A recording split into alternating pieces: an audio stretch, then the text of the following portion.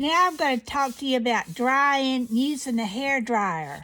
When to use it, when not to use it, and how to use it.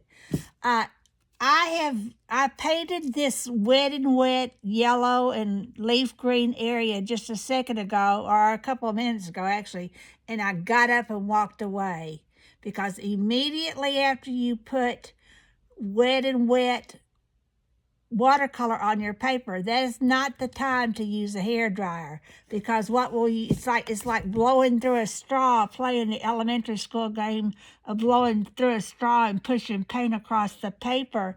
That will not work. What you're going to do is no control. So I walked away. I've let this set. It's still wet. There's shine here. Now, yesterday I did a video and I talked about the fact that within a couple of minutes after I laid this down, I should not put any more paint on it until after it is completely dry, or you'll get a bloom. So now before I go on to the next step, I have to use the hair dryer.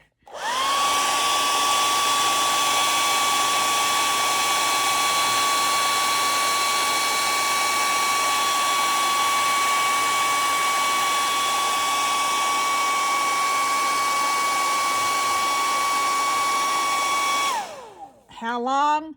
Until this is completely dry to the touch and basically warm. As long as it's cool, it's still a little bit wet.